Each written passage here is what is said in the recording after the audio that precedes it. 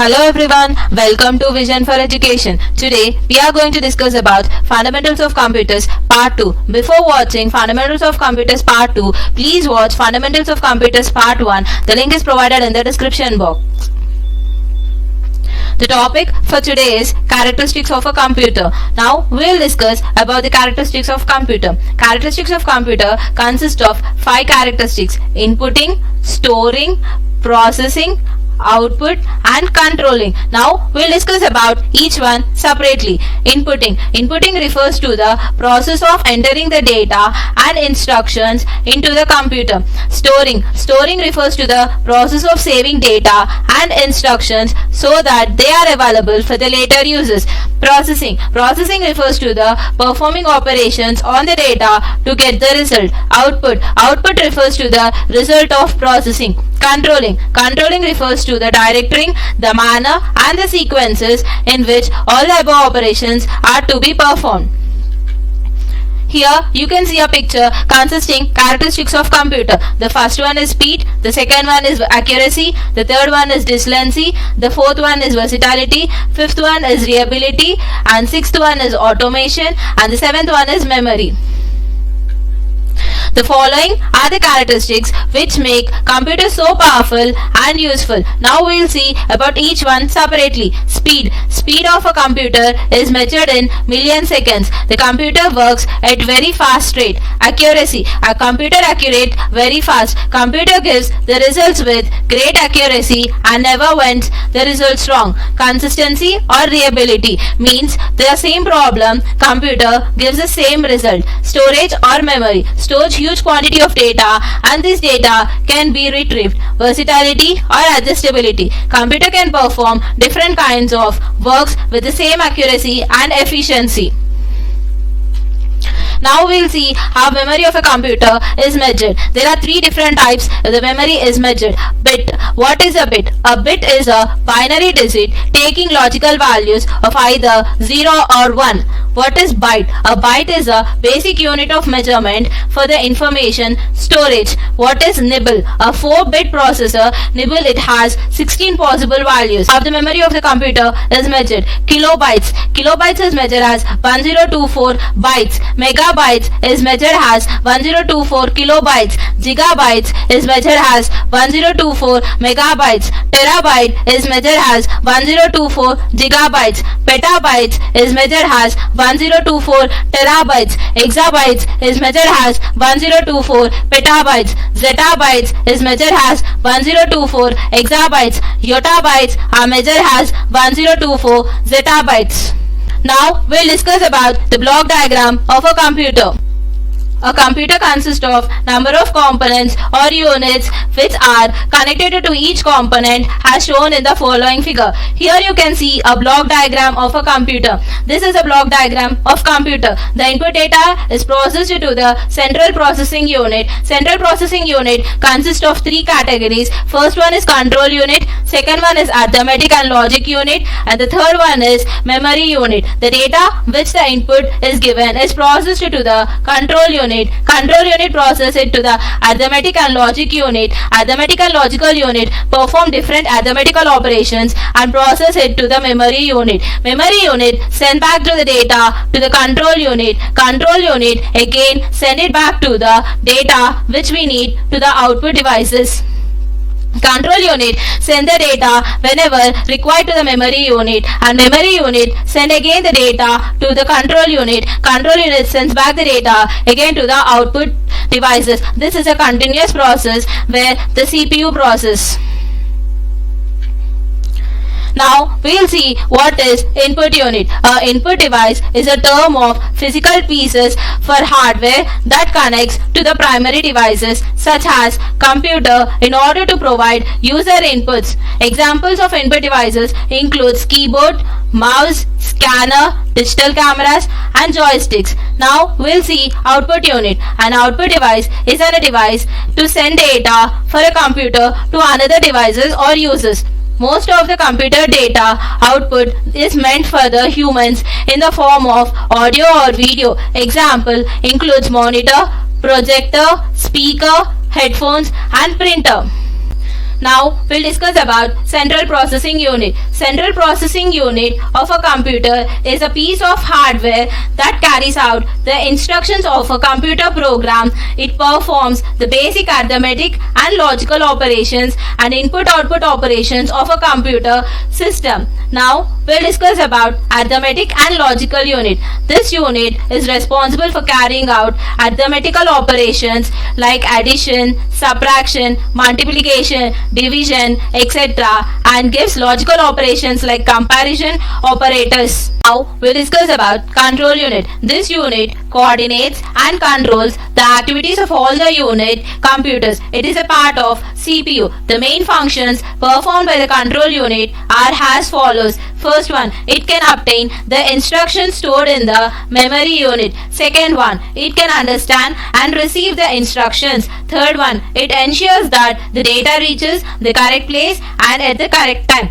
Now we'll discuss about memory unit. Memory is a storage area of a computer. It can receive, hold, deliver data as per instructions. We'll discuss about the interaction between the CPU, the memory, the output and the input devices.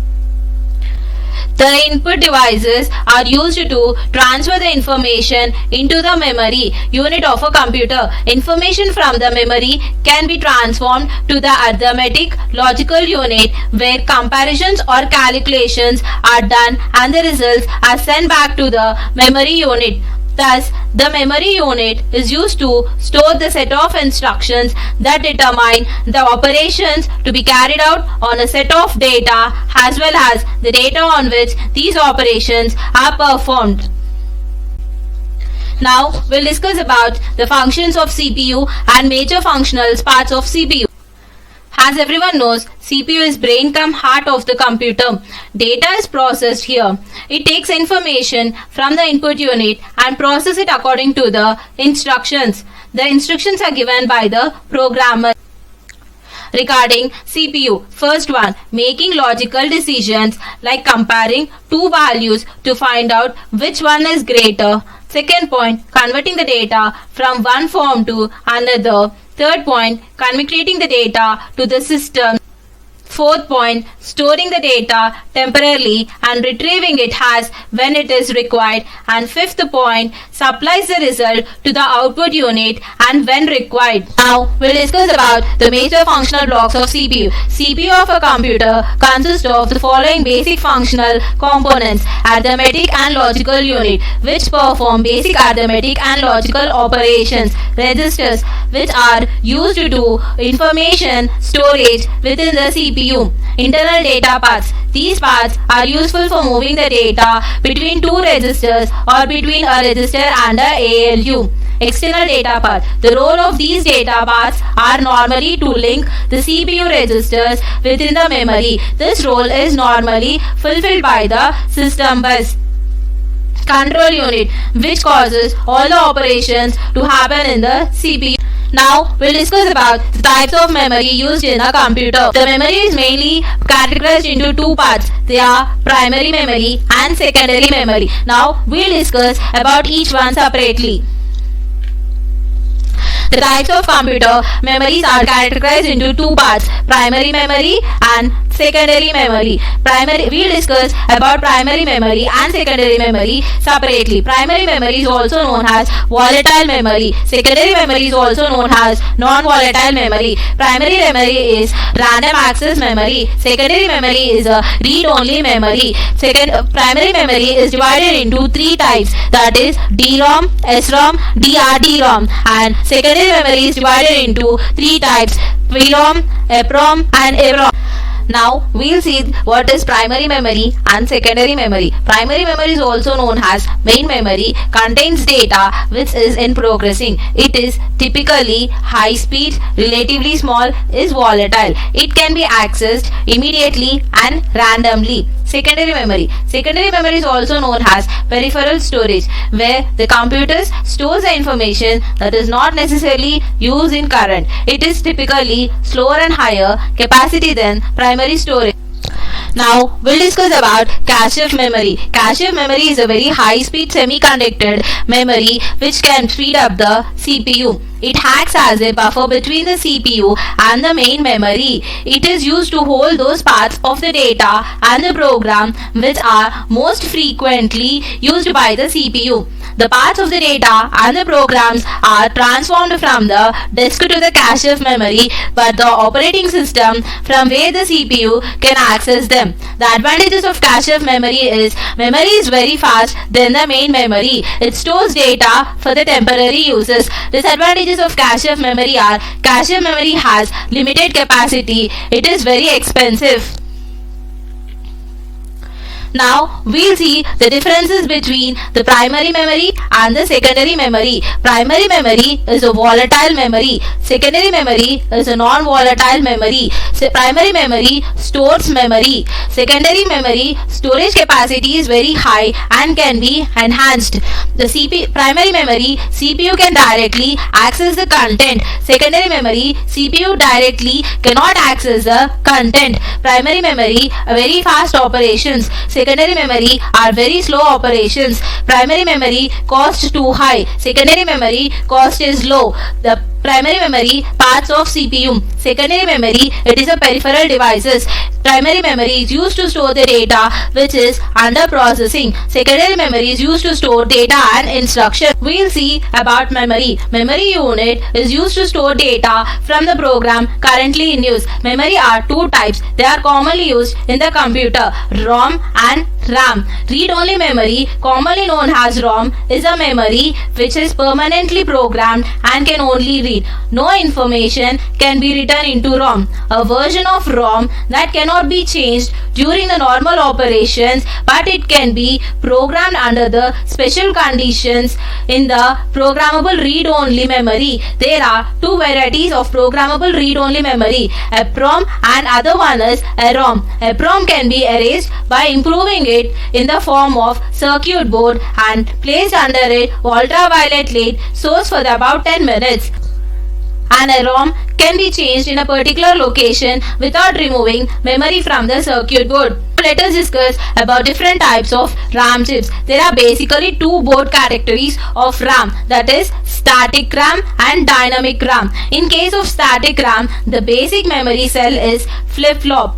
In case of dynamic RAM, it is a capacitor and 0 1s is stored in the form of absence or presence of the charger leakage and therefore the periodic changing operations. Static RAM are relatively more expensive but faster. Dynamic RAM have high memory density. Now we'll discuss about the advantages of ROM. They are non-volatile, so they do not lose where the content when the power is off. ROMs are cheaper than RAMs. ROMs are available in large size than RAMs. The content is always known and can be verified. ROMs are easy to test. They are static and do not require refresh. Now we'll see the advantages of RAM. They can be updated and corrected. They serve as temporary data storage. They do not require programming time like ROMs. No special programming equipment is required. Next topic is differences between RAM and ROM. RAM, random access memory. ROM stands for read-only memory. RAM, storage area used for temporary programming and for data processing. ROM, storage area used for instructions for starting a computer. These instructions are stored permanently. Data storage is lost when the moment of the power supply is turned off. For information stored is not lost even after the computer turn off. Transparent to the users and hidden to the users. Thank you. Thank you for watching this video. Please like, share, comment and subscribe to my channel. Don't forget to click on bell icon. Thank you so much.